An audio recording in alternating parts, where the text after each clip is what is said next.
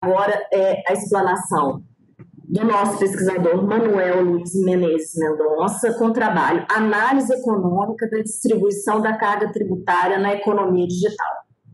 Com você, Manuel. Obrigado. Professora Daniela, agradeço pela oportunidade aqui de participar desse evento. Os colegas também, uma satisfação de a gente poder estar junto, sabe? E vamos lá. Eu fiz também fiz uma ajuda aqui para eu poder conduzir o meu raciocínio, né? Então, esse trabalho que a gente fez, ele surgiu, né, durante, na verdade, a ideia, ela veio a partir das nossas discussões no nosso grupo de pesquisa de tributação e novas tecnologias. Por quê?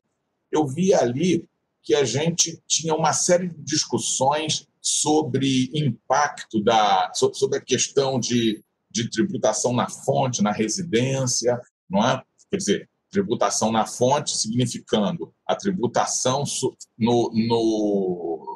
no país onde está o consumo, né? E a tributação na residência seria a tributação no país onde está, digamos assim, o produtor, o fabricante. Então, você estaria tributando o lucro da empresa, né? Então, seria, assim, em linhas gerais, isso daí. Então, a gente discutia essas questões e eu ficava pensando, gente, mas tem uma questão da carga tributária que não está só nesse aspecto, não é? Então, a gente, quer dizer, a motivação para iniciar o trabalho foi isso daí, né? Então, assim, um ponto central do trabalho, eu entendo que é um paradoxo, que é o seguinte: a legislação diz que quem arca com o tributo, quem paga é o contribuinte, né? Todo mundo concorda, o contribuinte é o cara que preenche o DARF e vai lá no banco e paga. Só que, na prática, você tem, na hora que você insere o tributo na economia, você passa a ter uma alteração na relação dos preços, e isso, algum preço vai cair um pouco ou não vai cair tanto, e você vai ter, na prática, apesar daquele sujeito pagar o DARF, vamos chamar assim, mas ele consegue transferir por meio de um pequeno aumento de preço, transferir uma parte do tributo para o consumidor. Então, na verdade, os dois arcaram com a carga tributária. O que foi tributado segundo a regra da lei e o outro segundo a distribuição econômica, não é? Então, isso a gente analisa no artigo, a gente mostra essa estrutura de mercado perfeitamente competitivo, as regras de oferta e demanda. Essas regras, quando o mercado, isso é muito importante, quando ele não é perfeitamente competitivo, visto que é uma situação que pode ocorrer muito nas economias digitais, você tem um sujeito que tem um negócio que é único.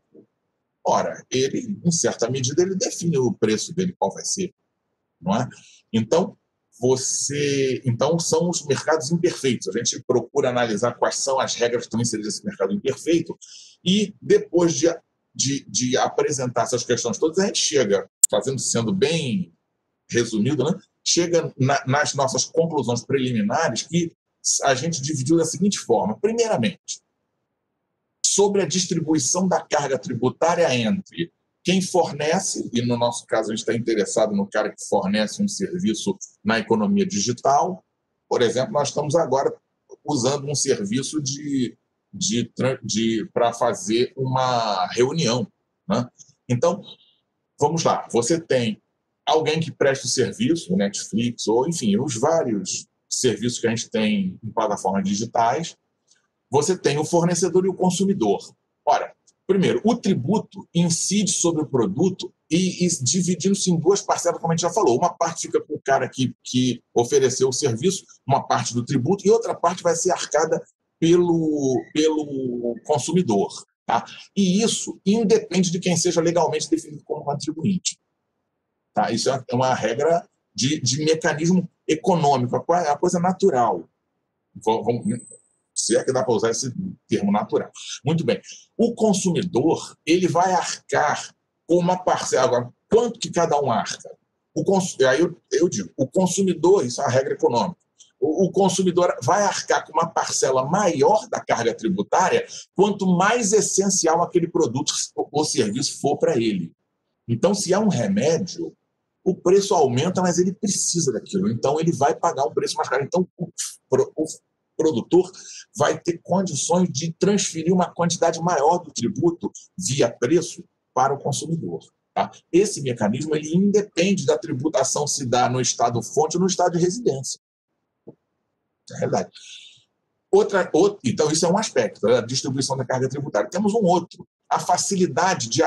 Quando você tem um produtor, um fornecedor de serviço, cuja produção ele consegue ajustar de maneira fácil, e aí, na economia você dá um nome para isso de elasticidade da oferta.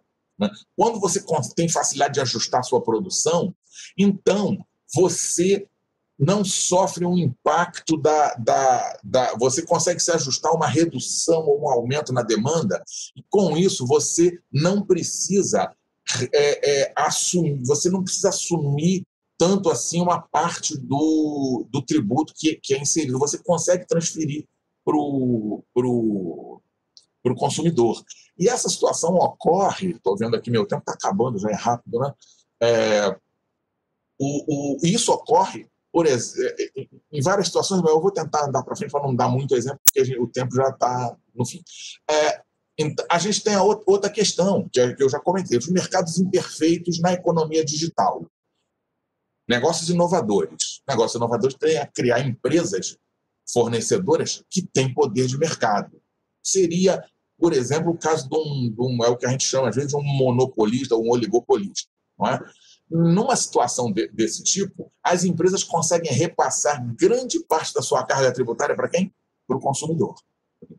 E esse mecanismo, ele independe da tributação se está no estado-fonte ou no estado da residência. Outro aspecto que a gente coloca nas nossas considerações finais lá, são esse próprio conceito de fonte, residência e o de dupla tributação.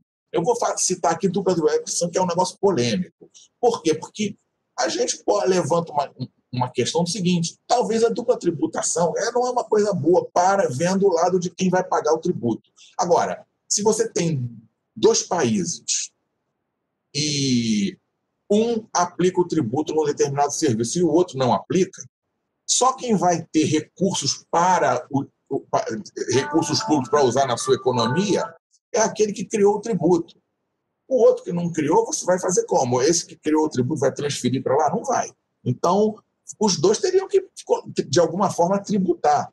Não é? Então, isso seria uma bitributação. E, mesmo assim, seria um negócio importante, porque qual é o Estado que vai ficar sem colocar tributo nenhum?